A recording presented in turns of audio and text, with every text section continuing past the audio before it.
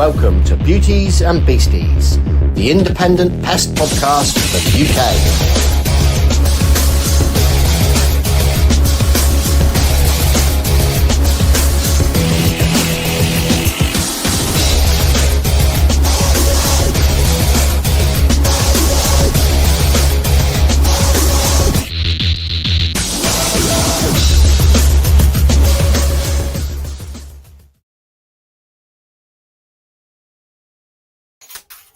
Hello. How you doing, sir? I'm okay, mate. How are you? I'm doing very well. Had a good week. Had an interesting week. How about you? Really interesting week. Obviously, had the new code of practice for MPTA members about honeybees, which I thought was quite interesting. Bees have just went nuts. Like, bee calls are coming. It's turning into proper bee calls now. So the bumblebee calls and the masonry bee calls are dropping off, and believe it or not, the wasp nests are starting to come in now and all. In a couple of the last few days, that size. I think it's going to be a busy year. Had a few ones which they're going to be problematic at some point in the near future. I'm going to try my hardest and not swear as well. Believe it or not, I'm genuinely going to try. Well, I reckon we can get this out of you. But come on, we need to start the sweepstakes. I reckon 30 minutes. 30 minutes tops. Honestly, I can't promise I'm not going to, but I am actually going to try. I'm genuinely hand on your heart going to try. Wayne Gardner, seen him with his massive prize that he won. Lovely lad. Thank you very much for taking part. Glad you could get it. Exactly. See. Didn't even respond to that Rupert Firkins, who was leaving nasty words. Why is that happened? I mean, talking about buzzy things, actually, I have, so in my little sort of like shipping container office cum lab, between the two doors, I have a beautiful sort of like pair of blue tits which have made a nest, and I sat out the other day watching them. And they're just flying in with bits of food. I can't see the nest, but I can hear all of the little chirping coming from inside between the two doors.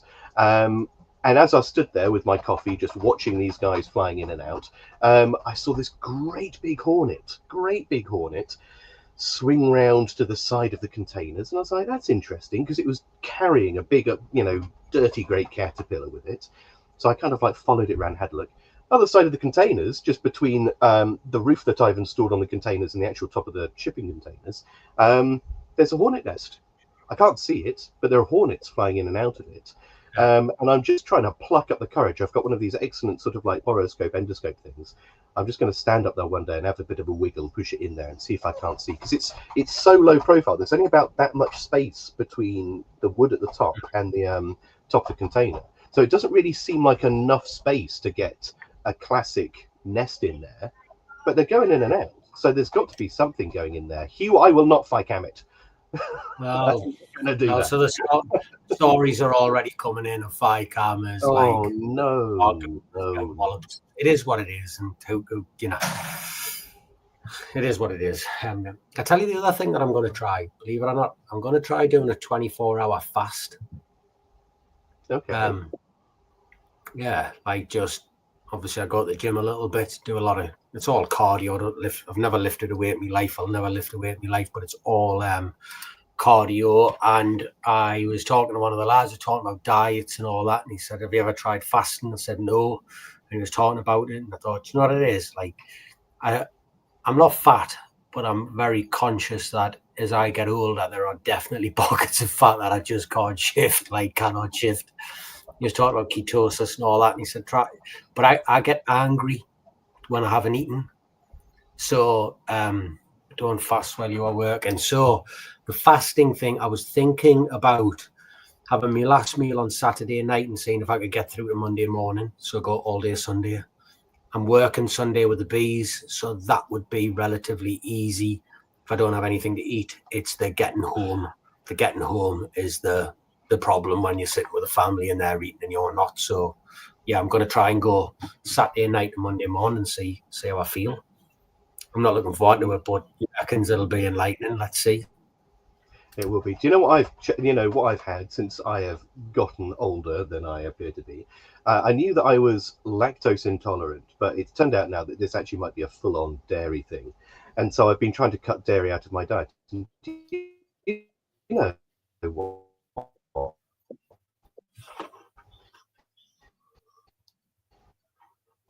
Chocolate, anything divide, baked. What's happened there? I froze for most of that. So I just got I froze.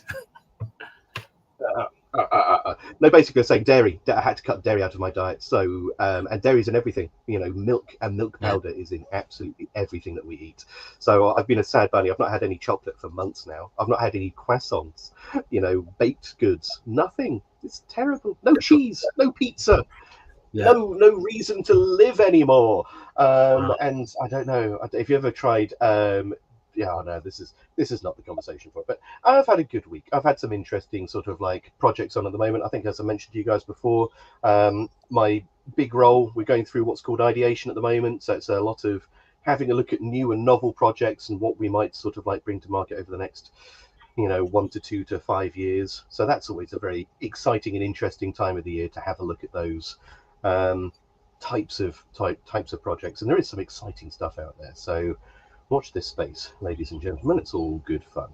But yeah, unfortunately, nothing. Yeah, talking about fasting and gyms and things that improve your mental health. We've got Anna coming on, who came on for Pest Fix previously, but she's moved jobs now. She's with Veritas and Paul, who's been on, and she is doing a mental health thing for people in pest control, which I find incredibly interesting. I think as you get as I get older, I think more of this. Don't think about it every day. I'm not obsessed by it, but it definitely, you become a little bit more aware of how things affect you and why they affect you. I say it all the time, like when you employ someone, you basically, all you're doing is trying to negate all the bad things that happened to them as a kid. That's it, I promise you. Everything that they do comes back to when they're a kid. But here's the kicker. They're doing the same with you. Fucking true. Okay. True. It's true. Promise you. Like everything you do, everything, like the stories I could tell you about, like, yeah, it's just, so I think it's important, isn't it?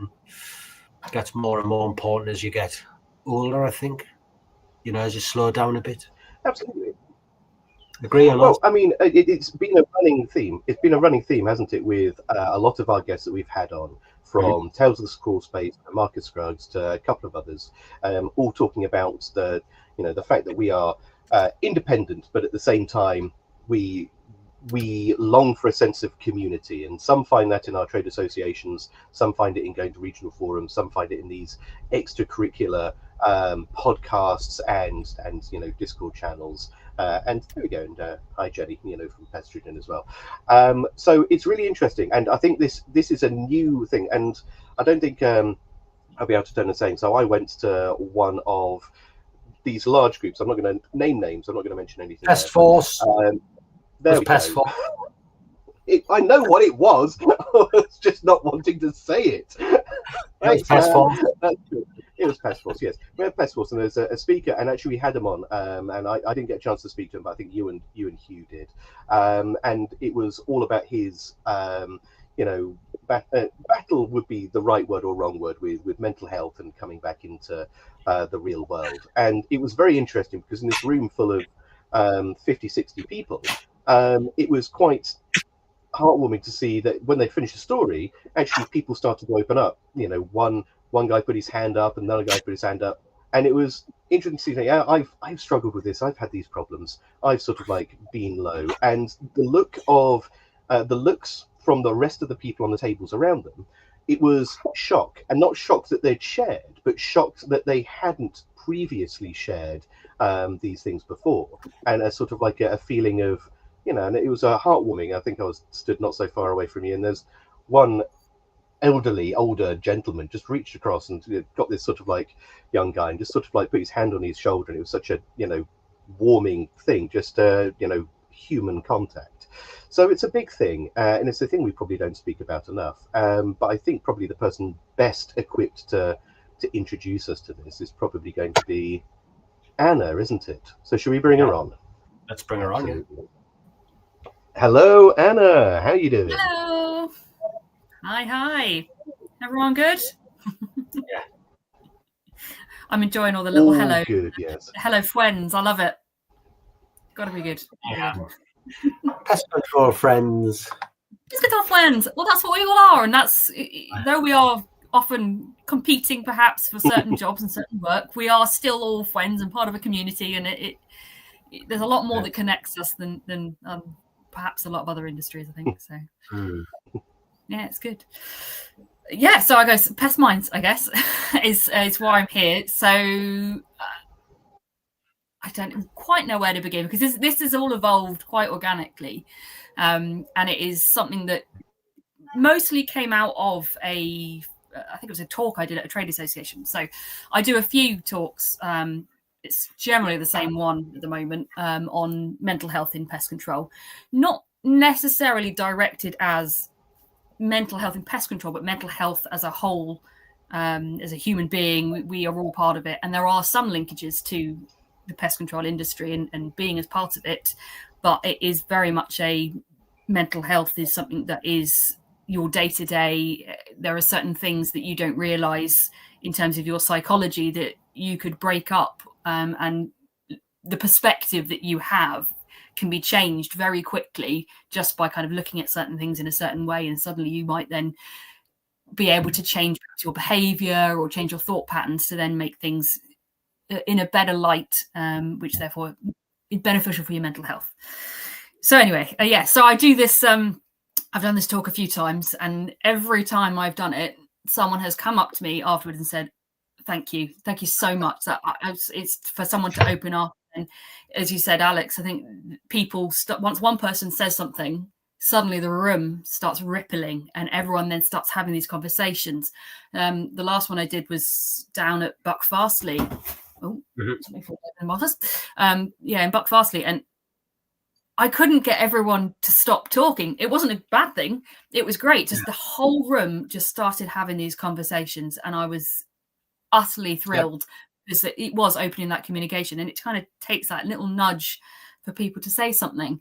And at one of them, we had somebody come up, and he was like, he put his hand up and said, you know what? I've been in this industry for a very long time. Pretty was a well-experienced chap, and he said, I went through absolute hell, and I didn't tell anyone because I didn't want to lose my gun license and therefore lose my livelihood.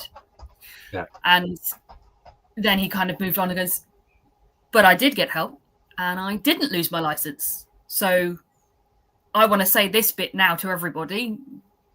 You don't have to worry about that part of it, because actually by seeking help and doing things the right way, you're deemed as someone who is actively looking after themselves. Therefore, you are fine to carry on.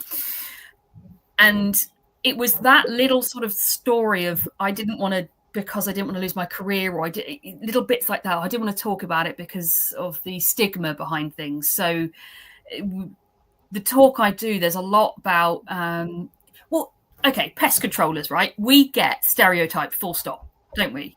So we are those that kill things. The public see us as this sort of nasty, well, some do, not all, obviously. We do have some lovely clients out there.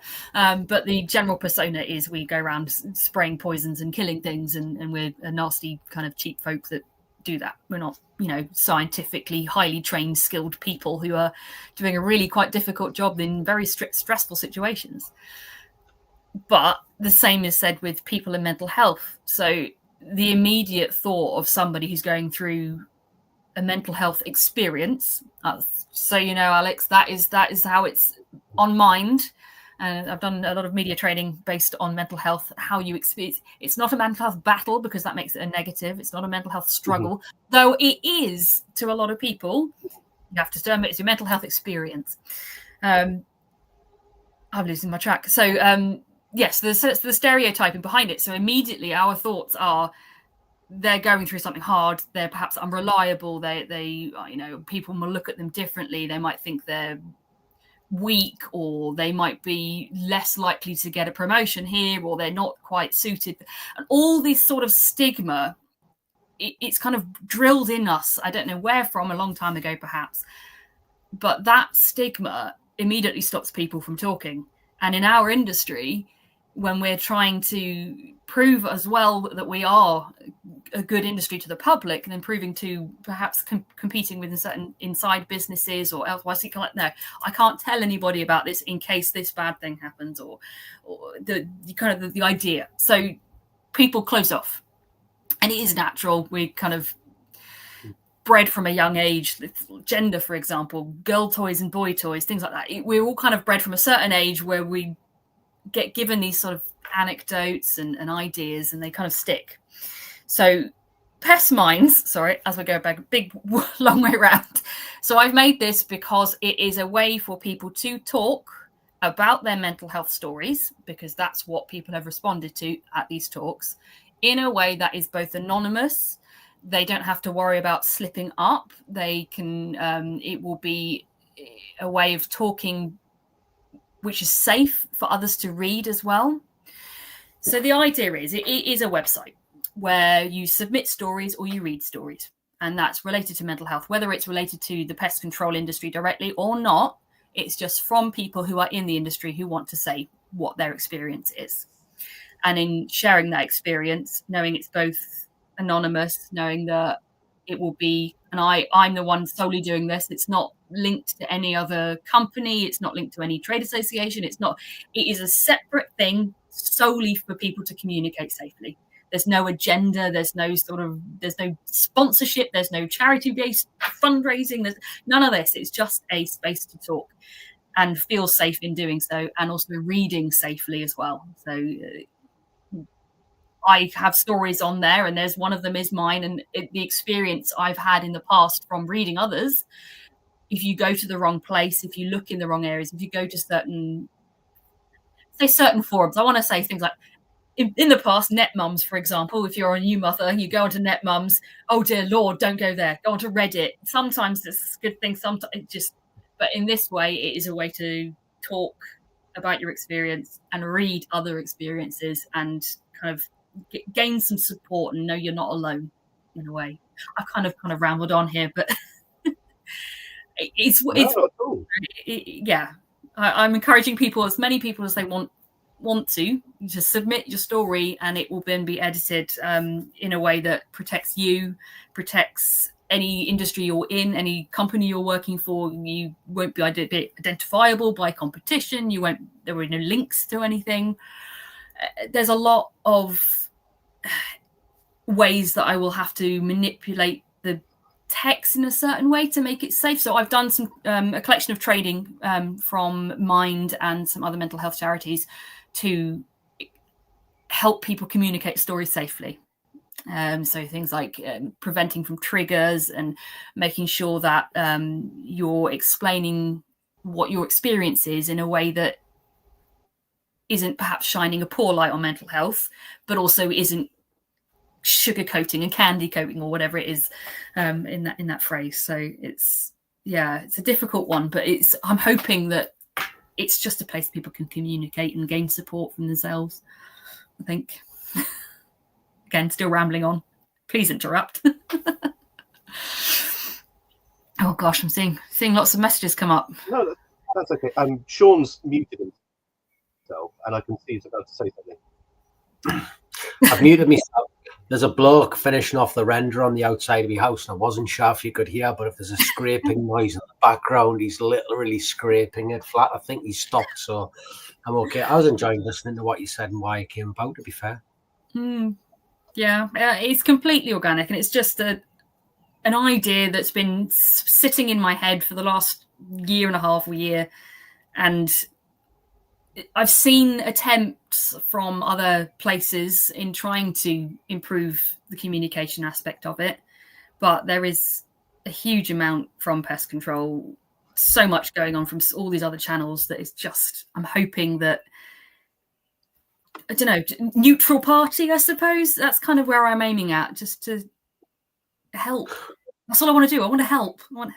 Yeah. There was one person that came up to me from a talk I did 2 years ago, and it said, because of what you said, I got help. and my life has changed. And that's one person. So if one story can change one person's life for the better, why wouldn't you? And you don't know how many people are going to be responding to what's been submitted.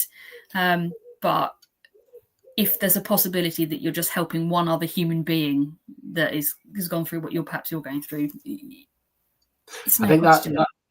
that need to help is a definite driver. And we said when we started this podcast, we said, listen, if one person gets one thing positive from one episode, then it's worthwhile doing, isn't it? So you don't have to try and hit mega figures, do you, to make a difference? You only have to help one person, 2 people, 3 people, and if it helps, doesn't it? I went for counselling a couple of years ago. There's a lot of us that wish I'd never done it. There's a lot of us that is very happy that I'd done it. Not really sure where I sit with it at the minute. She told us a couple of things which made mega sense, which I never would have found out, had I not went to it, had I not spoken to someone who was speaking to people every day like that. And it definitely helped me. The only problem I have is I feel like if I had them couple of little nuggets of information, I would have got through it without it. So I feel like I could have been a bit more resilient. And I don't know if that's a cop-out or what, but I'm kind of glad I did it. And then in the same time, I feel like maybe I should have just been a little bit tougher and roughed it out a bit more. I don't know how I feel about it other than it. But now I just think it's done. You learned what you learned. Yeah, get on with it. And everyone who knows who I did it said that they can see that I was in a better place afterwards than before. But this is enough of my stories. This is obviously becoming a thing, and it's something I can probably help with here. So they say it depends on the police force and whether you would keep your gun. Devon and Cornwall, you'd probably lose it. Police Scotland would 100% be the same. I think my gut feeling is, knowing police forces for what they are, because I was a police officer for a bit, I think that what you'll probably find is it will depend upon the person giving out the license, it will depend upon their leanings, and it will depend on what's happened. So if you get someone who's into shooting and fishing and he's had his own mental health problems that he's got over, you'll probably find that police force is very supportive of you. I think if you get someone who's very left-leaning and anti-shooting and hunting and wants to use it as a crutch to kick you with, I think you'll probably find that will be, you'll never, ever, ever, ever, ever get over the personal interactions of the police officers who are giving it out. So I don't know. Me personally, knowing the police, I bloody well would not tell them what was going on. Like, not for a second. I don't have a firearms license. I don't plan on getting one, so I'm okay. You had any dealings with mental health, Alex? Personally, yeah, I have. I mean, I'll share a story for the sake of sharing a story and inclusion. But when I finished university, of course, I came back and I went back to work for father's company, Pelgar, and I ran the labs. And I ran the labs by myself for quite some time. And it was just me. Father Wade was off at the head office running the business along with Gareth, and I was running the labs off-site. So the labs weren't as a part of Pelgar. They were half an hour down the road. And so I would go to work by myself all day. I'd potter, I would do the insects, I would do the rest of it, and it was by myself, but it was generally okay. I'd have a book on in the background, or sort of like listening to the radio or something like that. But in those instances, when you are on your own for a long period of time, when you start to have a spiral which is going down, there's no one else to talk to but yourself. And of course, if you're already having negative thoughts, it just compounds this cycle of going down and down and down. But it was all right, because at the time I was living with the folks, and that was okay, right up until the point that they went away for a couple of weeks. And it meant that for a solid 2 weeks, because I was working there and I wasn't doing anything else, I went almost 2 weeks without speaking to another human being other than through emails or texts. And at that point, I'd spiraled badly, to the point that I was not in a good place at all. And I finally sort of like, when the old man came back and about a week more of trying to soldier on, but at this point I had spun so badly that, you know, I wasn't able to take myself out of this tailspin. I spoke to him and approached him about it, and he was mortified that I hadn't sort of like reached out to him sooner to have this conversation, to let him know what was going on. And yeah, it was a fairly sort of like dark little one. Okay, you sit there and you say, Alex, that was just a month of you feeling bad and sorry for yourself. But in reality, it was all of that time leading up to that month, and that month was just the fulcrum which tipped me over the edge. And as I say, it was a very sort of like bad time for me mentally, but it really woke me up to the fact that isolation, even for people that think they are mentally healthy and happy, can be a very dangerous thing. And we are all in many ways isolated in our day-to-day jobs, so it's always made me quite mindful to keep an eye out for that.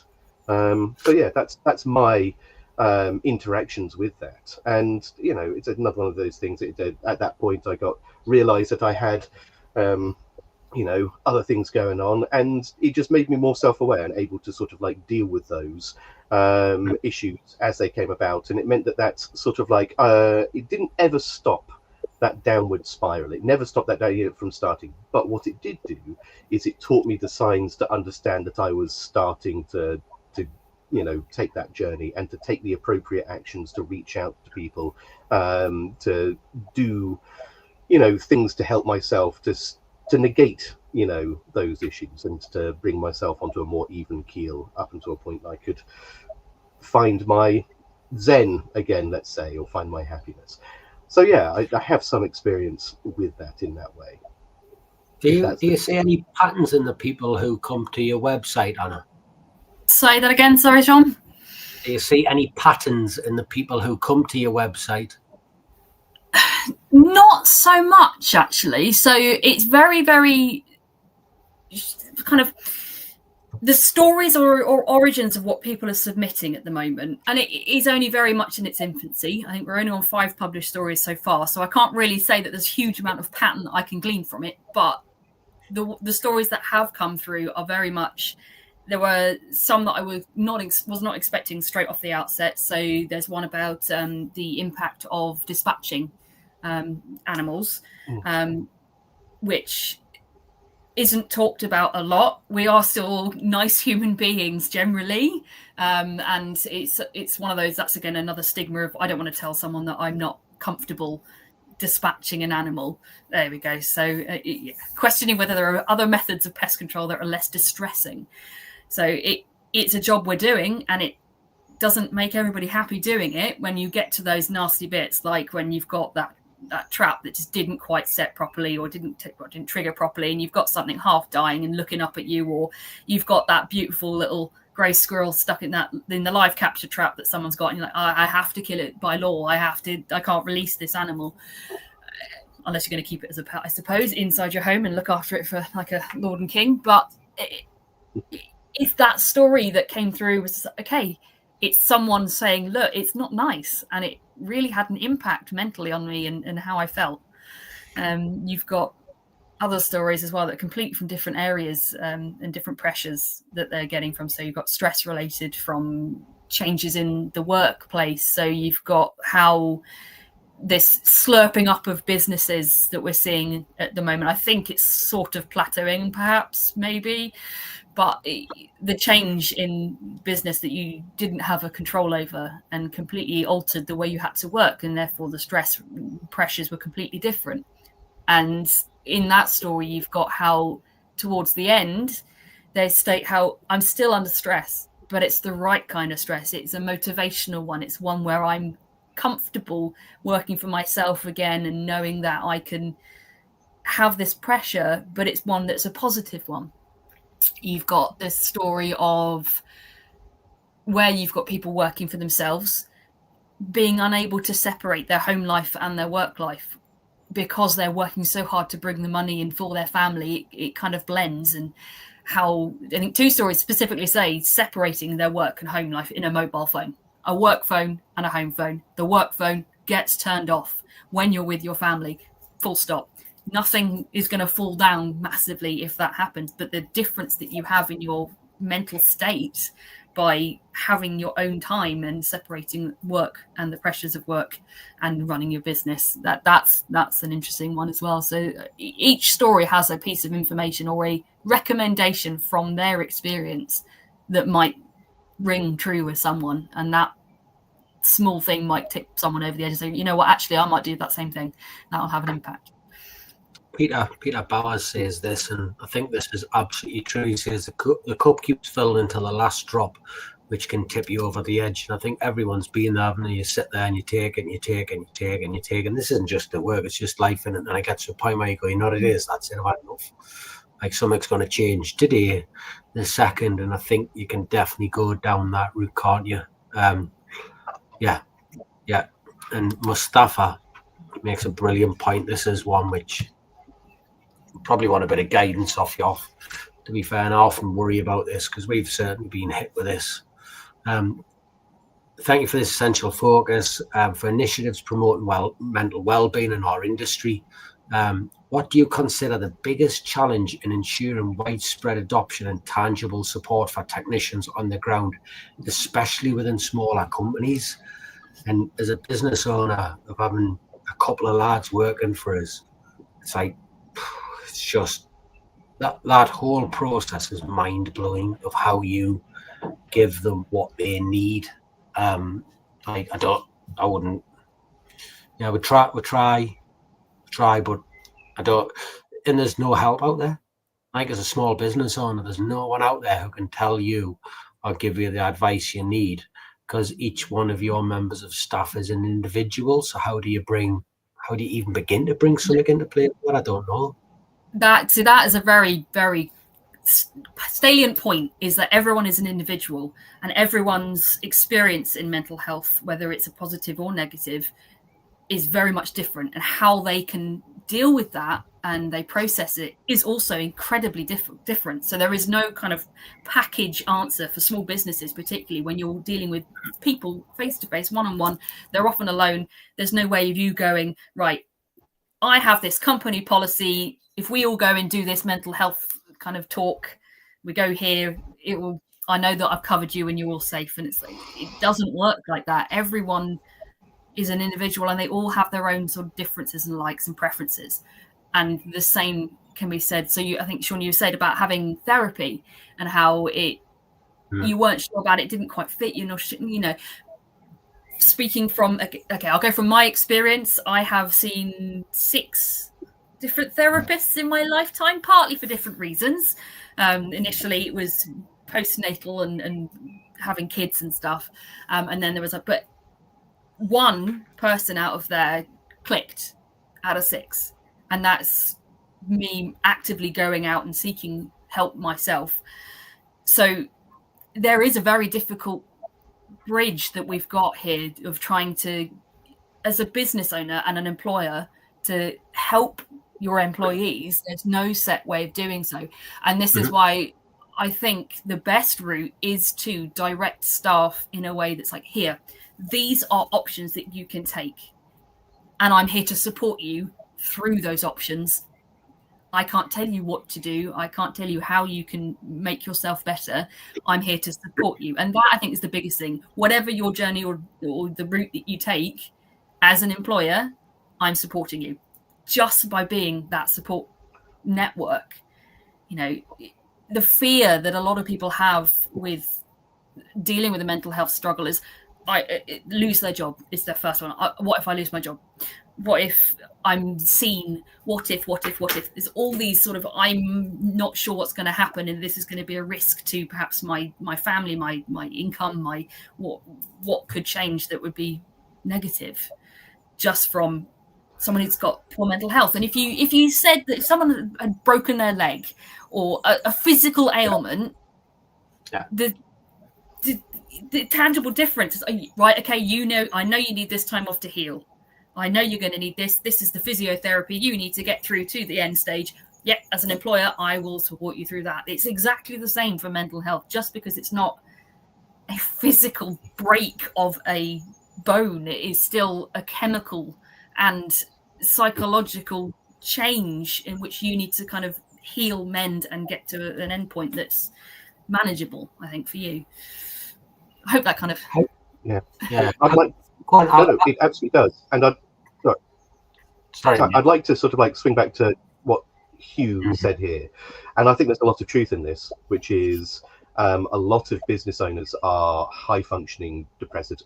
What we have, and let's be fair, as business owners, a higher base level of stress probably than a lot of other people do. And with that, it's a bit of an oxymoron, a contronym, if you like, a contradiction in terms, that the business, which is the thing that probably gives you a lot of stress, is also your outlet for stress.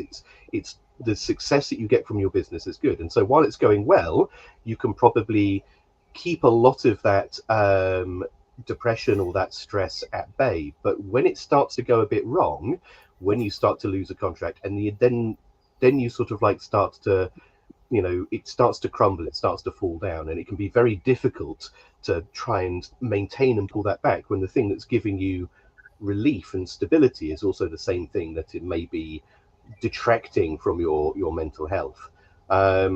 So yeah, I mean, I've got a good analogy to that one that somebody told me. Again, I think it was from a Mind charity worker at some point down the years. Exactly that situation is. So yes, this your outlet. So something you do, and particularly when it comes to your work, is partly the reason for your stress and also the reason to alleviate. So it's a great distraction from the feelings that you're getting. So you're kind of working towards the positives and going for it. The analogy being, if you're having a drink, the alcohol, when you're doing it well and you're within the right situation, it's fantastic, it's great, it can make you feel good. But if you start going to a point where you're using it as a distraction tool, or you're overreaching or going to, then it's the negative balance of that, it tips out. So I don't know whether that makes any sense to anybody, but that again, that was an idea that came true to me. It's like, well, there's only so much of something that is actually beneficial to your health. So this is it. I would agree with that, because as I said, there was a couple of things that came out when I went to go and do therapy after my I don't know what event issue nuclei, and that was that I am and jokingly a workaholic, and people say, I'm a workaholic, and they say it as if to say you spend a couple of hours late here and there. No, I struggle to switch off. I genuinely struggle. If I didn't have someone telling me that the dinner was getting cold on the table, I'll be out here every night till about 10 o'clock. Just because I cannot leave things undone. I cannot leave, it really sort of like wibbles me to be able to sort of like put something down and not pick it up tomorrow. And so I feel what Hugh's saying here, absolutely, which is, I know this is a big cause for my stress. I know it's a big cause for my self-imposed isolation, but at the same time, if I don't do it, I know it will upset me more by putting it to one side. And that's something I'm dealing with, but it's interesting, isn't it? Tell you what I got told, and I see this in people every day now. It was pointed out to us. I got told that 40 was an age where people either grow or shrink, and they don't know why. But 40 is like this point, when we used to talk about men having a midlife crisis, buying a sports car and that, they're like, no, it's not a joke. It's like, but it's women and men. Everyone goes through it at 40. There is a switch which sends you down or up, and nobody knows why, which way you're going to go, but you're going to go one way or another, is what they say. But the other thing they said, and I was definitely 1,000,000% guilty of this, and I see it in everybody every day, they said that the self-defense mechanisms that you learn when you are younger that protect you so well and are so constructive later on in your life become destructive, and you don't see it. So I don't know, say for instance, for me, grew up in a bit of a rough town, and you had to be almost aggressive, or you had to be more than happy to put your dukes up and have a scrap. And it serves you so well. Went through the police, it served us well. Da started off in business, served us so well. And you hang on to it like this talisman to a point where you no longer realize that it's become destructive. And that was exactly what I was doing. I look at people now and you think, oh yeah, like it might be humor, you know, you might be, jokes might be, but then you walk into a situation and it's not right. And later on you stop seeing, and it's impossible for you to see that it's being as destructive as it is. So yeah, like that was the two bits of advice that I got given where I was like, and I watch for it now. I constantly watch for it. There's a bit in my talk that I'm doing this year, and it is related to the cycle of thoughts, emotions, physical feelings, and behaviors. And it's a little cycle trigger that goes round and round. It's related to our flight, fight, and freeze. It's our instinctual responses, which, as you say, they keep you alive, whether it's in a social situation or back in caveman days, it kept you alive, evolutionary. You know, it's like how behavioral resistance in rodents is ever evolving. It's the same principle. We have this sort of cycle that we've evolved into, but our society is actually changing faster than obviously we can evolve. But this thought, emotion, physical sensation, and behavior process is something that if we can analyze it throughout every single day of our lives, I know you won't, because it's just something to kind of think oddly of how it goes. That has a huge impact on how those ways that you kept yourself safe, perhaps when you were younger, or the ways that you think you're keeping yourself safe, they aren't. And by noticing the triggers, so those thoughts first, it could be something very basic. And one of the examples that I use is initially it's from a customer's perspective in pest control. So a customer sees a pest and then they feel fear, emotion. They start thinking, I'm dirty. People think I'm dirty. I'm going to get ill, or something bad is going to happen from this pest. Their physical sensations from these emotions, then heart starts racing, they're palpitating, or they might get hot and flustered.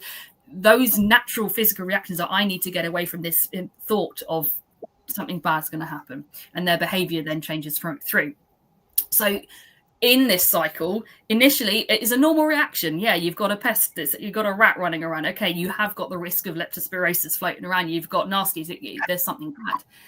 But then it is when that thought, emotion, physical reaction, the behavior side of it, your response to kind of figure out the way to survive, your reaction here is what is going to change mentally as well as you go around. So the worst case scenario is, people always go for DIY. They'll try DIY, fine. Everyone does.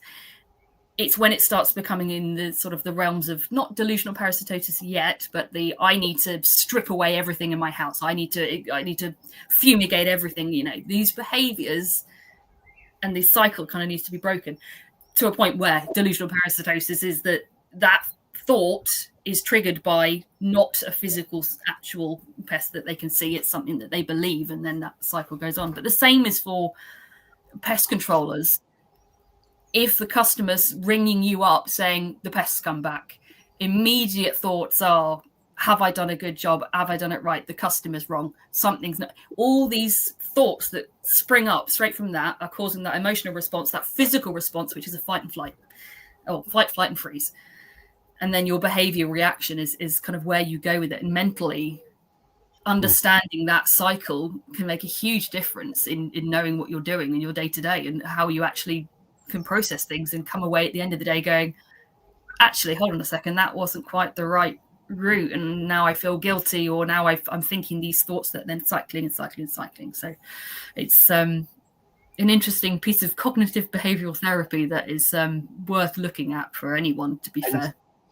And it's also quite an old one as well. We think it's, but I mean, so I'm sure you're aware, I'd speak a lot about Stoicism and, but Epictetus, which was one of the first of the Stoics, in fact, the father of Stoicism, one of his famous quotes is, "It's not things that upset us, but it's our opinions about those things which will upset us." So there'll be a stimuli, and then, as you say, it is our thoughts and emotions that lead on to those physical, reactions, and then our behaviors towards them. And if we can understand that cycle, then we don't need to necessarily let it own us, if you understand how it's operating. So yeah, it's not the things that upset us, but our opinions about them. It's our reactions to those. So there we go. Epictetus, I think he was, ancient Greece. So that's a good one. But I was about to say as well, I'd like to sort of like just, if you mind, briefly cycle back to the one of the things that you mentioned, well, like one of the stories that we mentioned before, because I'd like to chat about that a little longer, which was this whole area around dispatch, because I think that's a big thing, especially in younger and newer technicians. That is a big sort of like stumbling block for a lot of people in this industry which is all about, let's not beat around the bush.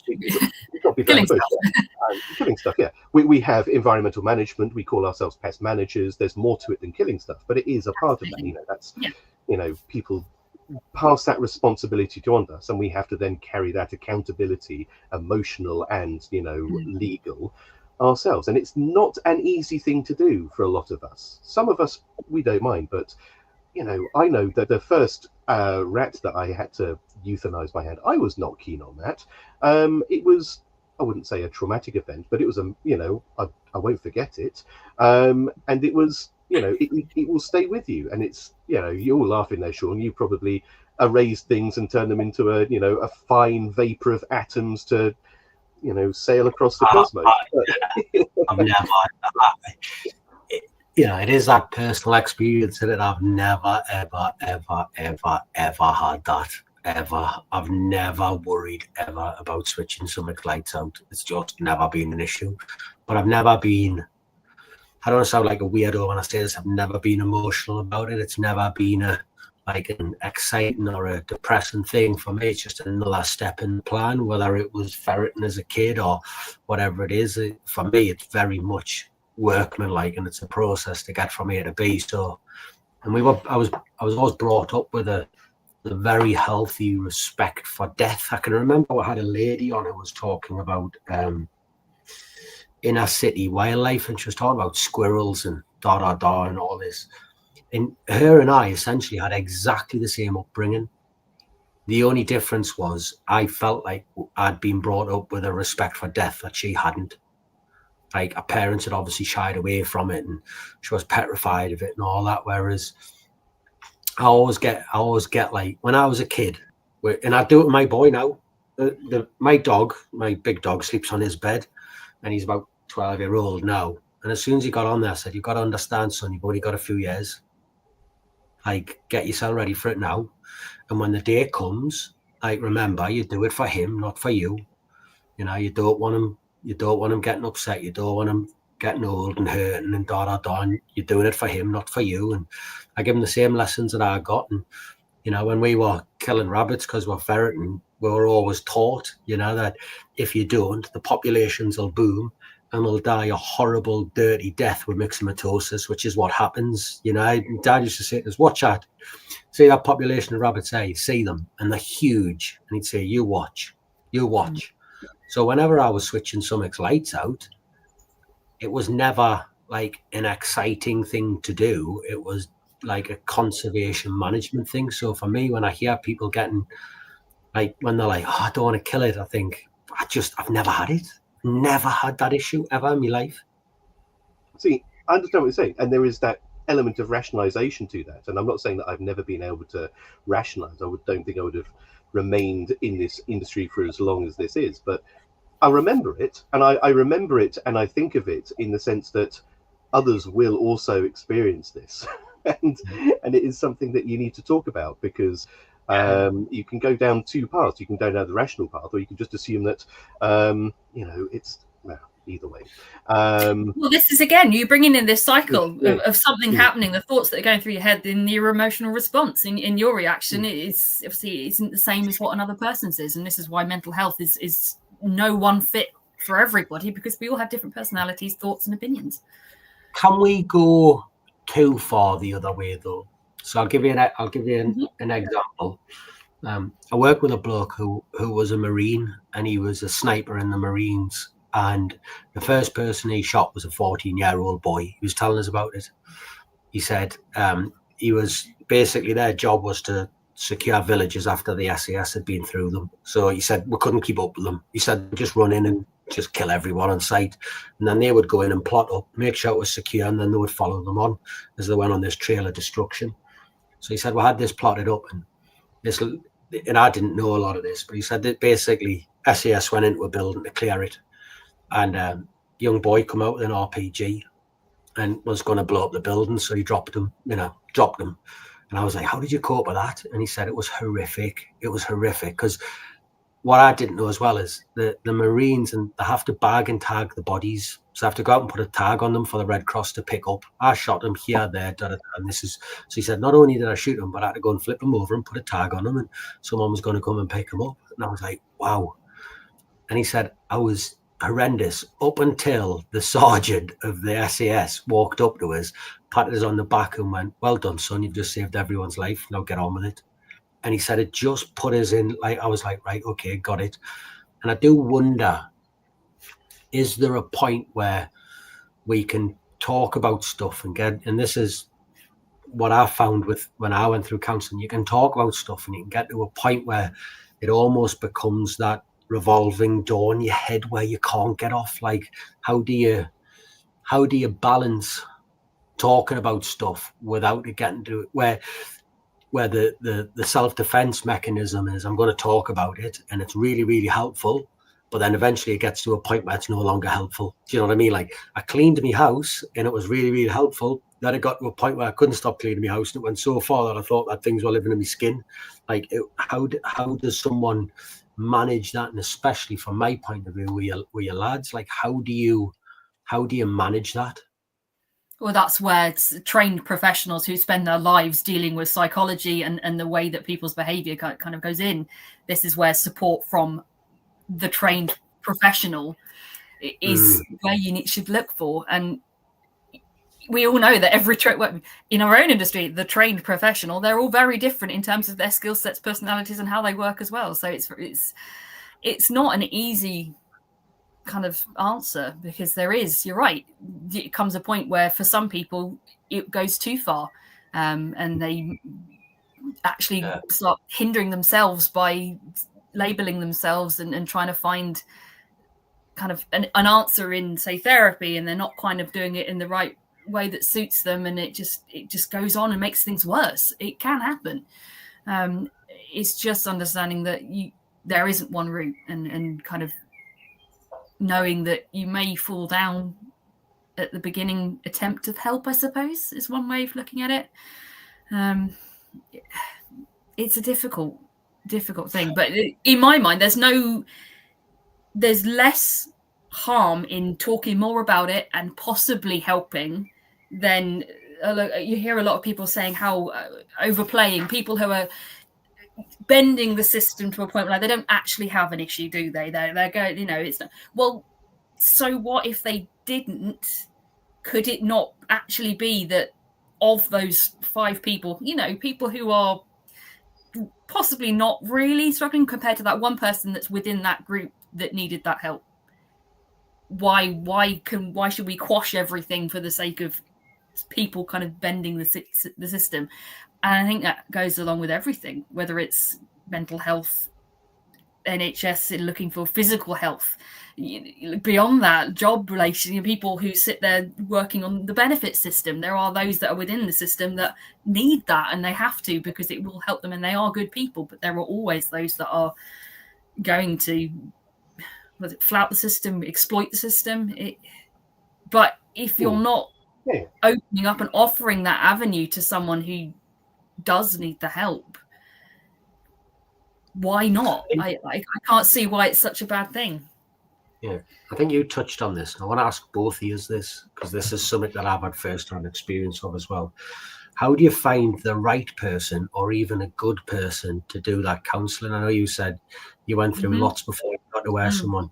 I had to find a counsellor for someone. I won't go into circumstances because it's a bit boring, but long story short, I said I would help find a counsellor for someone. And honestly, I must have spoke to about 10 before I found one person who I thought was going to help, because some of them were absolutely kooky. Like, do you know what I mean? I was like, oh my word. There was one person, registered counsellor, I rang them up and they were like, oh yeah, we've got these crystals and it's about the moon's energy and da. And I was thinking, this lad is not going to listen to you, like, not in a month of Sundays. And I'm pretty confident no one's told you in your counselling course that the moon crystals are going to get them to where they want to be. Like, I'm sure you're making a bit of that up. So, like, how do you go somewhere? How did you find someone, and how did you two find the right person? Because mine was just keep going and keep going. Like, how did you get there? Okay, so my route was based on continued downward spiral, and it went from I'm going to do something myself privately, let's get this done. And I had to, I was looking on like who was nearby in the map of my area, who could I get at the right time of day and things like that. So they were the reason that I came about this. And they were all right, great. One retired, so there was one that I actually clicked after I was like, the second person I went to, it's like, actually, you know what, but then they retired, and I was like, crap, thought it was only 3 weeks in, and it was like, right, okay, fine. And then I went through a big gap and didn't do anything about anything. Everything went very, very, very, very pear-shaped. Was allocated somebody via the NHS.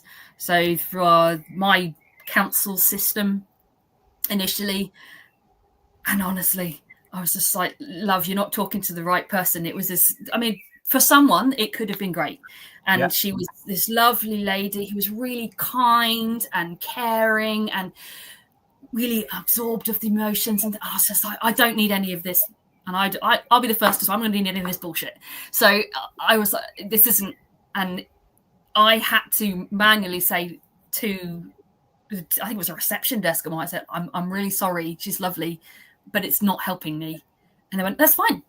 It happens. Everybody, you know, it's like when you go to a doctor for anything else and you think, no, I'm not really fine about that. Same with going to find the pest controller that suits you. You've got to kind of look through the different avenues. And it was doing that and then being backed into a corner was the final point. So it was a point where I wasn't really helping myself, got into a very, very bad way.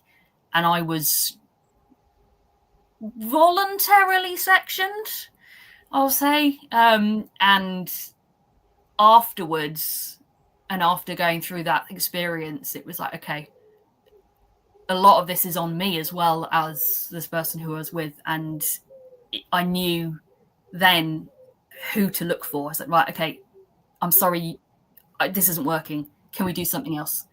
Can we do something else? And it was by noticing and telling myself, look, hold on a second.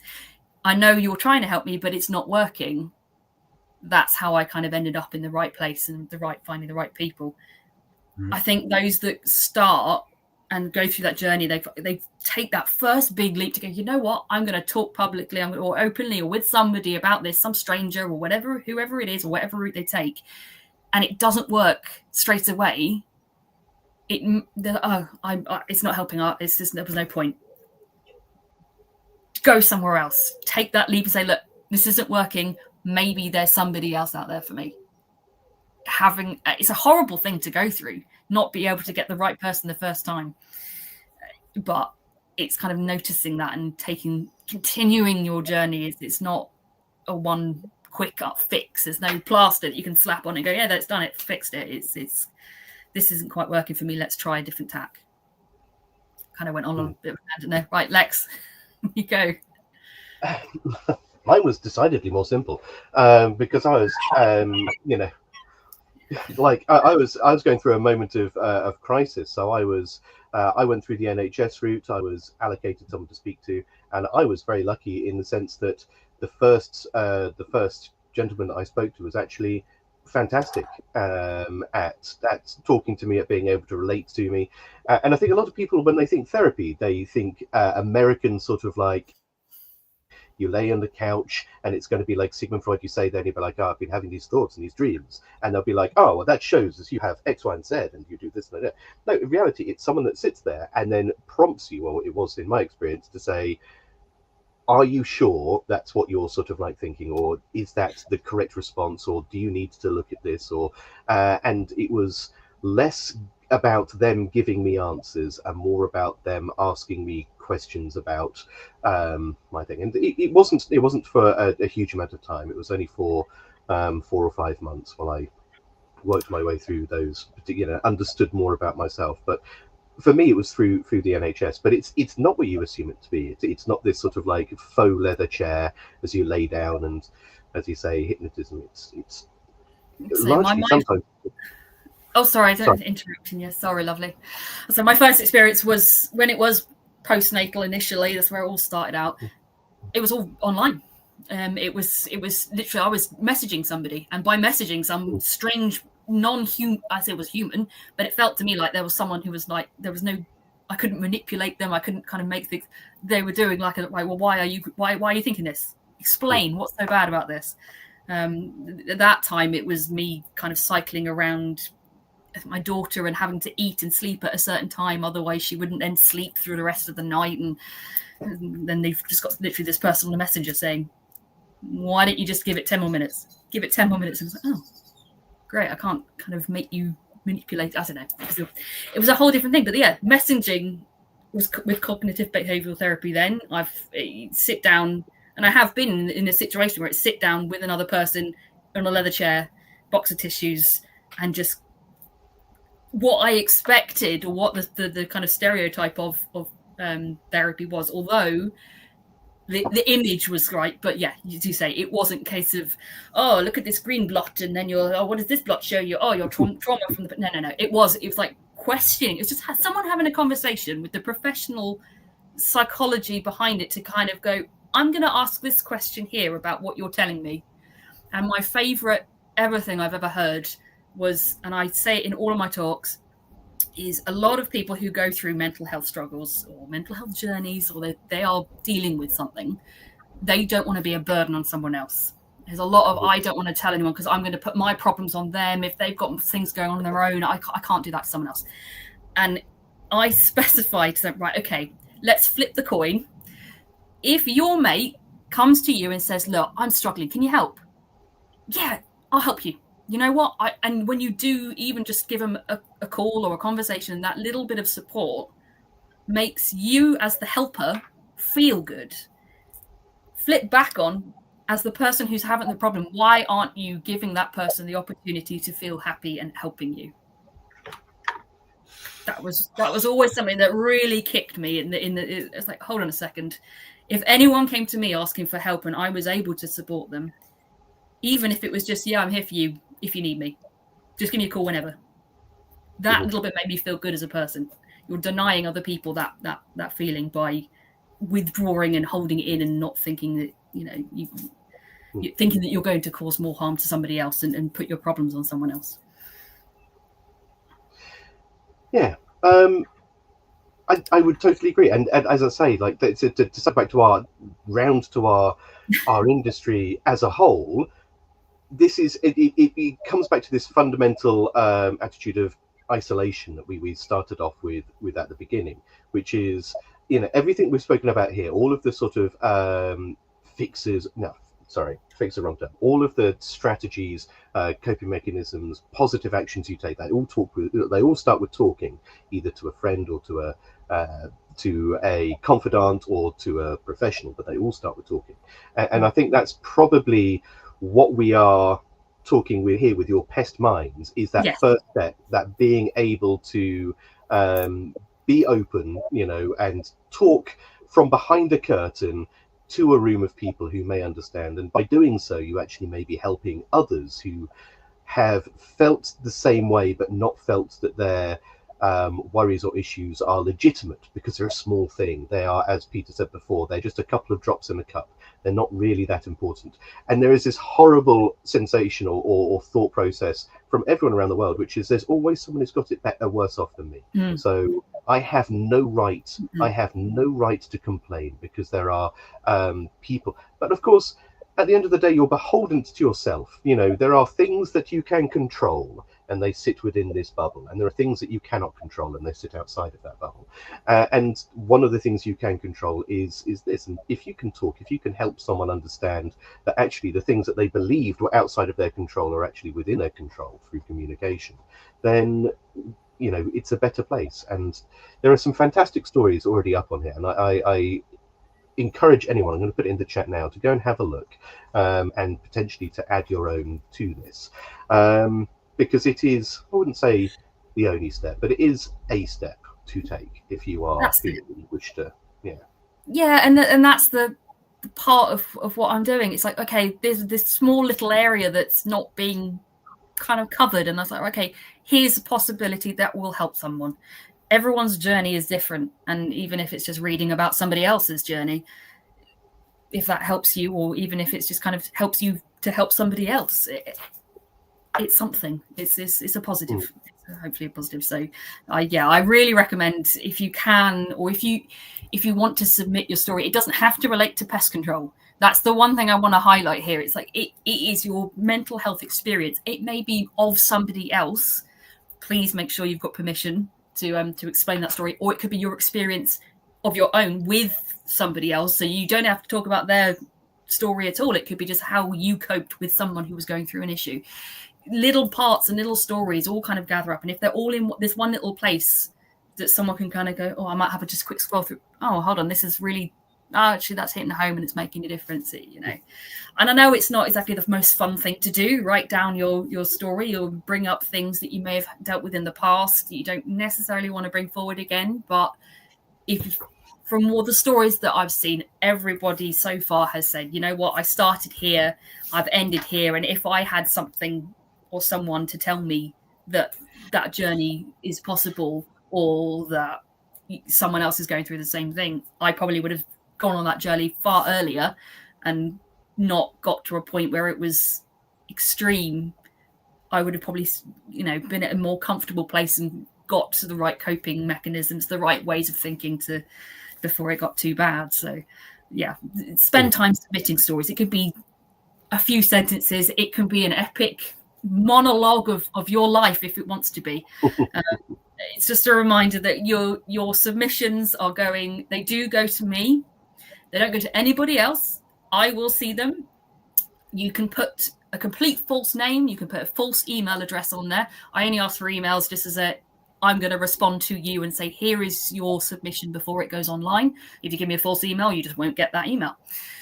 I think I said at the beginning, I've gone through some media-based training with Mind and some other mental health kind of areas to edit your story in a way, not massively, it's just odd little tweaks just to make it safe for someone to read, bring up trigger warnings in advance.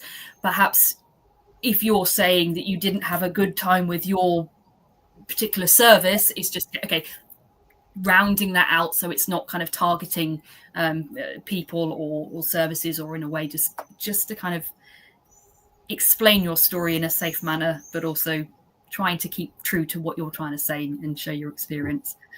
So please submit, and I have no other reason to be doing this. I'm doing this all off my own back, so I will be here at the middle of the night just writing up stories, and if I'm in my own rights, this is almost therapy for me in a way, because I'm helping someone, and when I help someone, it makes me feel better, and I've gone through an experience, so if I can be a facilitator in helping other people, it's a win-win. So yeah, that's Pest Minds. Absolutely.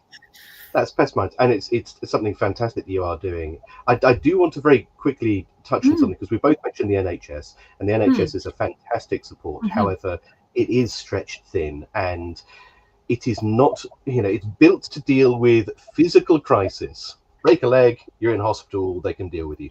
It is not necessarily set up to deal with acute psychological crisis, and so you can go there, you will eventually get through to someone, but what I will say, and this is not from my experience, this is from, of all things, my mother's experience. My mum worked for the Samaritan, volunteered for the Samaritan. My mum was a nurse for 30-40 years or so, and when she stopped being a nurse, she couldn't switch off. She couldn't stop caring for people, though she actually volunteered for the Samaritans for a long time. And a big part of the Samaritans is they are available day and night for whatever reason. So if anyone is listening to this, and even if just one person is listening to this, that finds themselves having this moment of crisis, the Samaritans, it's a free number. You can phone it from anywhere. You can sit, you can talk. They don't judge. They, it's your confessional there. But rather than just sort of like sitting and stewing on your own, do that and then sort of like move further down the track. But don't ever be on your. Yeah, I can see you smiling there, Sean. What have I said that's funny? See, I've got something to say. I don't know if I can tell this story or not. I'll tell it, but it's not in keeping with what we've been speaking about tonight. So when I was a police officer, I was working in Newcastle. It's not funny. It is funny, but it's not. Yeah, I feel terrible telling it. Dogs, that'll do. Sorry, they'll just go nuts until I shout at them, and that poodle won't stop anyways. But yeah, so I was working in Newcastle city centre, and we got a call to a guy who was going to jump off the Tyne Bridge. He gets down there, and there he is, in the middle of the Tyne Bridge, and he's gonna jump. He's gonna absolutely jump. Managed to get a hold of him, and he didn't jump, and gets him off. So I'm talking. I says, "What's going on, like?" And he said, "Oh, I've had a terrible day, and blah blah blah, and I thought I'd go out and a drink to make it better, and obviously drinks are depressive, so it's made it worse, and etc. etc." And I said, "So what about the bridge then?" And he said, "Oh well, I knew that I was feeling sort of suicidal, so I thought to myself, I'll ring the Samaritans." And he said, "But then I couldn't find the Samaritans' number on my phone, and I knew it was on a plaque in the middle of the Tyne Bridge because so many people do it." So he said, "I walked all the way up to the middle of the Tyne Bridge. Now I realised someone had nicked my phone, so I couldn't ring them. And I thought, it's a sign I'm going over." I was like, "Oh, you went looking for the Samaritan's number. I was going to off yourself off the middle of the Tyne Bridge." And when he told us, me and him, I was sitting in the back of the van, like absolutely rolling. And I can remember the quote, like, "What are you still laughing at?" I was like, "Nothing." He was like, "Oh no." Like, it was just that moment of total hilarity, if that makes sense. Yeah, the Samaritan's telephone number nearly cost him his life. Yeah, but he saw the funny side, and I saw the funny side of it. It was incredibly funny at the time. And if anyone is doing that, don't go to the Tyne Bridge, look for the Samaritan's number. You can just Google it these days. It's on your phone. Yeah, I'd say on Pest Minds, there is a whole section of places that you can contact and stuff. And there is a really good one. If you're not comfortable talking to somebody as a human, it's still talking to a human being, but physically having that vocalization, there's a really good messenger called Shout, and you can text, and you can literally just do an instant call. So you're not even having to wait for someone to pick up a phone. You message someone and they respond back within seconds, and you can have a kind of a two-way, and they'll just stay there with you until you're in a place where you're feeling kind of safer. There's lots of different routes that you can take which kind of work better for you. So there is the numbers. There's lots of different numbers as well. So Samaritans, fantastic one. There's other numbers that you can ring. So there's no one way to go. So if you're going somewhere and it's not quite the one that's fitting for you, you're not fit, there is another telephone number. There's another person you can contact. Yes, the NHS is fantastic. It is stretched thin, like everything. It is very much stretched thin, but that doesn't mean you don't try and help, because you don't know what you don't know. You can't go up to say, okay, well, they've had a bad experience. Okay, well, that was perhaps 6 months ago when they had 5 people who decided to leave that particular department at that time, so they couldn't do it. Still try, because my experience with the NHS has been absolutely fantastic. Utterly fantastic. I've been able to speak to people I needed to speak to. I've had extra kind of support elsewise. Masses of stuff has gone on, and the NHS has definitely been a big backer for that. But by having other support networks, you can contact lots of different types of people at different times at anyone. So if ever you're even remotely not quite right, there is a number that you can contact. So you can tell somebody something, even if it is just say, "I'm having a really shit day." Someone just to talk to you. You don't even know who they are. It doesn't have to be anything important, just to kind of get past that moment. So Absolutely. And yeah, I can't. I feel like I should follow this with something poignant, but I don't know. I have no idea what I can add to that will actually sort of like lend any more gravitas than you already have given it. Quite frankly, I've got a question for you. Where would you like Pest Minds to go, and where do you see Pest Minds going? Are they the same? Are they different? I have no idea and no plan at this point. I have just brought together this idea, put it in front of people, and have had a response. And I know from my experience, so someone telling me and me seeing somebody else's story, that made a difference. So this small little thing, I mean, it's the same with your podcast. Where did you intend your podcast to go all these years and episodes down the line? I mean, you're at 103, 102? Where are we at? I have no idea. We had 100th episode a while back, and I lost count already, which doesn't bode well for mine.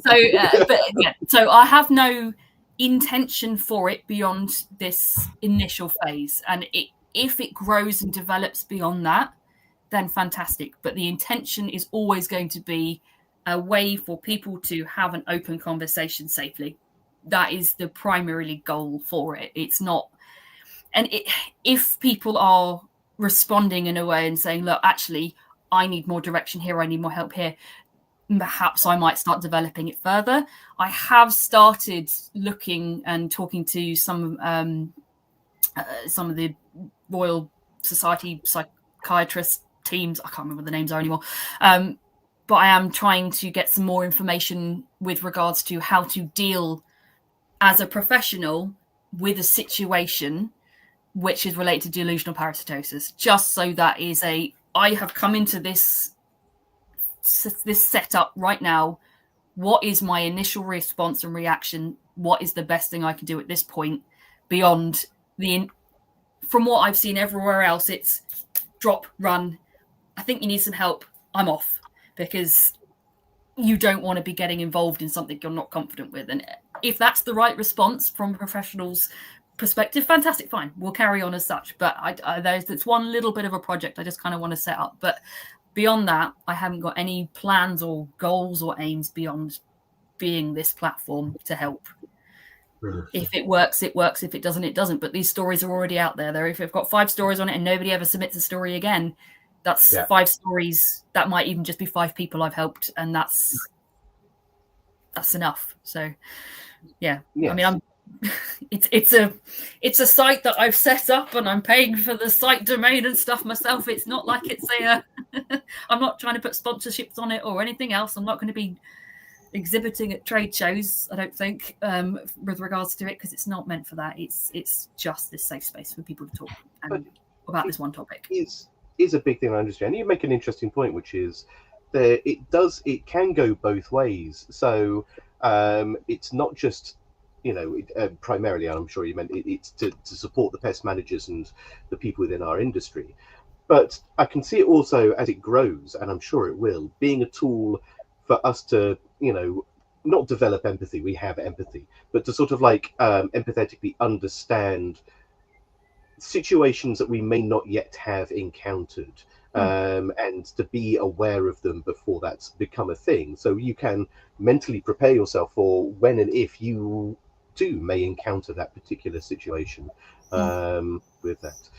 So, I mean, Sean, I mean, I don't currently have staff in the traditional sense, but you definitely do have 2, guys working for you. Is this something that you feel that would be of a benefit to them in reality? Yeah. I was just about to say, of the trade associations being in touch with you, is there anything that we can get them involved with, both of them? Well, so the BPCA they've got an article, so I've just done a little interview just explaining it, and I've said to them, and they're like, is there anything else? At this point, I'm not intending for an affiliation. I've got the MPTA because I've done my mental health talk, and I've added Pest Minds at the end of it, and just kind of, they've reposted, I think, a couple of things and said if there's any support. So the associations, those 2, have reached out and said, look, if there's anything we can do to help. At this point, I'm very much trying to be mindful and kind of keep it in that idea of a safe space whilst communicating it to as many people as possible. So I'm happy to be led by other people in terms of guidance, and if I want to tread the path carefully, because if the mental health is a difficult topic, and it is something that needs to reach everybody, but it needs to be done in a way that people can feel that they can return and they can open up with their stories. So where it goes, and I don't know, it's just a start. The problem is, this is the issue I find myself in. DJL Damien says nothing prepares you for exhaustion opening Pandora's boxes, and I don't know about you, but I know this will play on my mind for hours now after I finished here. I know it will. Yeah, I guess this is probably why we don't talk about it, isn't it? Because it is fucking exhausting. Hold on. 1 hour 20. Nearly. Yeah, it is exhausting. Yeah, very exhausting. Yeah. It is exhausting, but then it is also positively cathartic in a way. It is, going to the gym is exhausting, but this is a mentally exhausting way of, the end goal out of it, the end of this is, yes, you might start spiraling down, and that's not great, but you have this, now there's a place I can go if I'm not confident. So yes, it's a difficult thing, and it is hard to talk about, and it is exhausting, mentally exhausting. And the amount that you put yourself under, and anyone puts themselves, say with Pete Bauer saying that the stress and that cup filling up, it just keeps going. 1 hour 21. Yeah, that's you shout.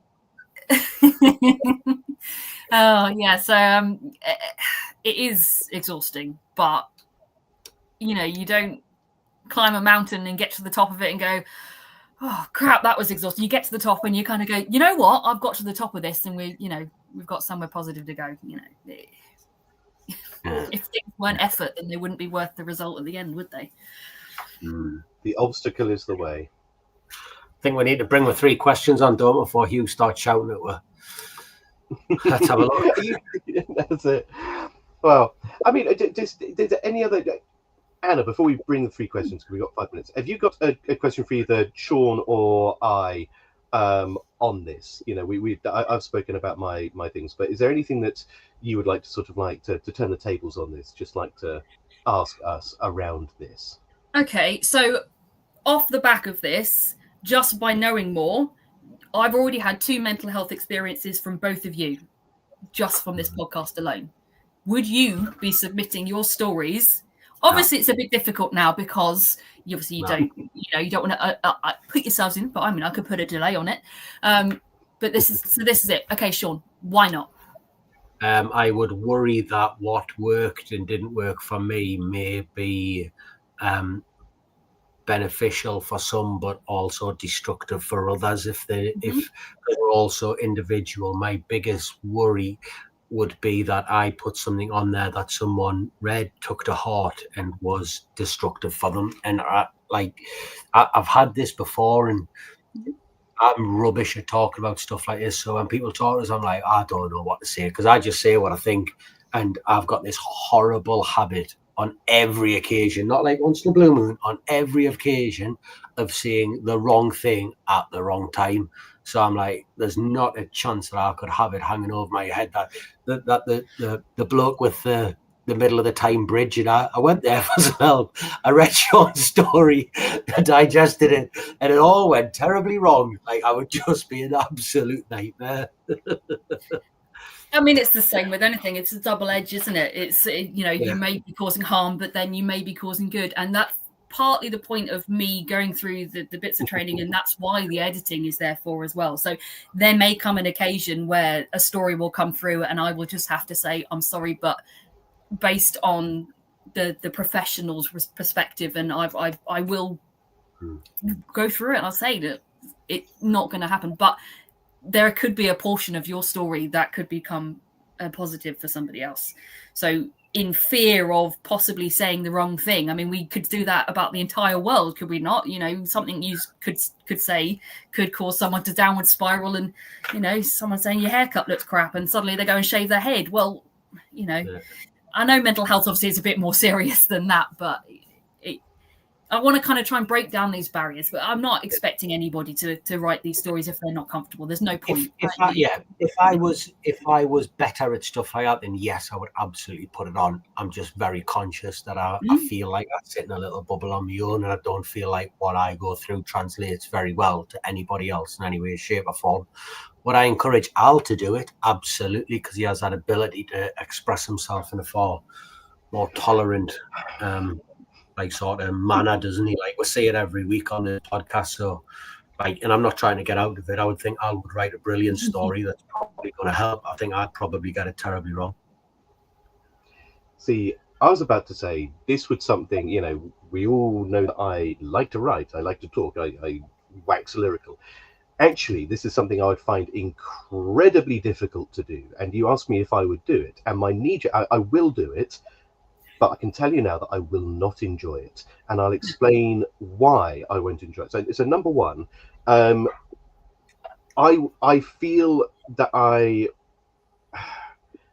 what I went through is trivial compared to what other people have gone through, and I don't wish to trivialize other people's. I'm being brutally honest here, and but I feel that this is trivial, and I do not wish to trivialize other people's experiences, because what I feel I went through was not such a great thing. It obviously was, it wouldn't have got to where it went if it wasn't a big thing to me. But still, if all these years later, it feels like a trivial thing, and I should have managed that better. I should have been able to manage myself better. I should have been able to cope with that better. And so I feel that this is a trivial thing, and that should. Yes, should.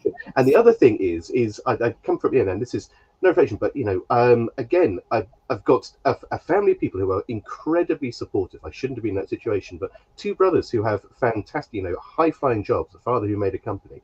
And so it feels like an admission of weakness to actually talk about these things and bring them out into the open. Mm-hmm. And that's something, and I will write this for you, and I will sort of put it up there. And I'm sure other people listening to this, those will probably be reasons which will put you off engaging as well. And just to tell you that you are not alone in that. It will be an incredibly difficult piece for me to write, even if you can look there and see exactly what it is. And I spoke about it, but I believe it's an important thing. And so I've been biting my tongue through this because it is important. But those are my feelings. And I'm sure I'm not the only one. It's not fun to go through your story again if it's something that you've put behind you, but it is an experience that you could be helping somebody else. It is never a thing where you should never trivialize your experience. Again, you say things in your control and outside of your control. If somebody told me a story that was fairly trivial at the beginning, that probably would have meant that my journey wouldn't have got as far as it did, because you sit there going, oh yeah, it's not really that, it's not that bad. It shouldn't have been. I should have been able to. I should. Who says should? There's no should be able to deal with this. That's the whole. You're telling yourself that. That's completely. Someone is saying that you need to be a certain strength. Why is it weak? If anything, in my mind, it's more strong to be able to communicate something difficult that was hard for you, because you don't get stories if they're not hard. Absolutely, but it's a very, and I hate to sort of pigeonhole people, but I mean, Sean, you're looking at it is a very masculine thing, boys don't cry, and it's something that we've all sort of grown up with, and so to have that sort of as you say, it feels like a stigma. It feels like an admission that you don't necessarily want to make. So as I say, I will do it, but I would like everyone that reads it to understand that it was not easy, and so it's never easy. But no, our experiences are all very much different. There's a thing I put in my mental health talk where there's a perspectives. It's a really old image of, it's like an old lady that looks like a young lady wherever you look at it, and then suddenly one person sees it and they flip it. It's just a matter of perspective. And I wouldn't expect you, Alex, at this point to relate a story, because the whole point of Pest Minds is a place to be anonymous. So the whole safe space, I wouldn't obviously actually expect Sean or Alex to actually put anything up there, because it now is no longer a safe space for you, because you have been communicating in this format instead. But it's just trying to flip role the reverse and kind of explain, okay, you guys are here promoting it, but if you're not willing to put a story out, I need to kind of understand if there's anything I can do to kind of make it more accessible than it is at the moment. I personally believe it'll just appeal to the right people, if that makes sense. But it doesn't matter who it appeals to, as long as it appeals to somebody, it helps. Yeah, but I think the person will have to be in the right place at the right time to write it as well. I think the person that will be at that point will write it, maybe in 3 months' time wouldn't. I think it'll just get, and it's the same thing, isn't it? The ones who are going to read it will be in the right place at the right time to read it. I think it'll be one of them, but I definitely think it'll be useful. Absolutely useful. Yeah, and that's it. It's not like it's going to go away by time soon. I'll go on and read stories. I feel like I'll get, and this is maybe totally hypocritical of us because I said I wouldn't write one. I feel like I'll gain something through reading them. Well, this is it. It's not just a case of trying to get as many people to submit a story. The whole point is for people to read them and get something out of it. And even if it's, say, as an employer, you get the perspectives of lots of different people, and it changes your attitude and how to notice certain things before they're a problem, and then therefore change your actions and help support people a little earlier, or small little things. That's the whole point of it. It's more education and just talking openly. So. Yeah. As you say, it's a start, and it's a start that I think has been too long in coming in our industry, because Sean and I have spoken about this a lot, and to our chagrin, we've never done anything proactive about it. We've done, a bit of the podcast, we've done the Pest Managers networking, but it's been small fry. So I wish you genuinely and sincerely all of the success with this, and that those who don't write will read, and it allows for this sort of like everyone to feel a bit more connected at the very least, and to less an island of one and more of I don't know what the opposite of being a one man at his island might be. A flotilla of arseholes. I don't know. So, there we are. Right. So let's ask us those 3 questions. I'll go first. So, have you enjoyed time on? Yeah. Cool. Anna, have you enjoyed your time? Of course, always have, always will. Second time, if I'm the first returner, then you've got me again twice, and I think I still got that giant oversized T-shirt in my cupboard somewhere from when I got it last time. Yes, I've enjoyed my time. Excellent stuff. Give us a shameless plug. Well, I feel like I know what it's got to be. Well, the shameless plug is Pest Minds. It's going to be it. I think my other shameless plug is going to be mind.org.uk. It's not shameless a plug. It is a plug, but it is one where, just because the NHS, perhaps you see in your mind it's not great, Mind is a fantastic resource. Go there. And lastly, who would you want to see in the seat? Who would you like to see on Beauties and Beasties next? I think I would like to see, in my mind, so I don't really want to talk about the same topic again, but I'd like to see from the other perspective, so like a psychiatrist side, looking at delusional parasitosis from their perspective. We actually did have a lady on to speak about delusional parasitosis previously, a doctor. So if you want to go back through the annals to have a look at that. There you go. We also had, in one of our very early ones, if anyone wants to have a look at this, Simon Whitehead, who was actually very open and honest about his struggles with depression in pest management as well.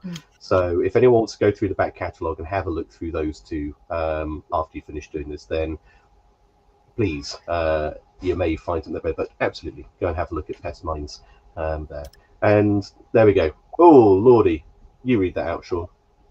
Yeah, it says, I'm going to have to mark it off here. Basically, Ahmed says, thanks for this opportunity to talk about the vital issues that I believe finding common ground for dialogue is the most suitable approach to addressing customer concerns and instilling reassurance in them with trust and flexibility in conversation, using comfort and calm facial expressions that convey the message, we're here for you, and facilitate the delivery of your advice and guidance to the customer. I think that's absolutely true. And I think the more you talk about this, the more empathetic and understanding you get towards your customers, which I could probably be better at because I'm not that empathetic and I'm not that understanding, Yeah, but it's a tip of an iceberg. You see a tip of an iceberg of somebody's life. So this might help expand your horizons.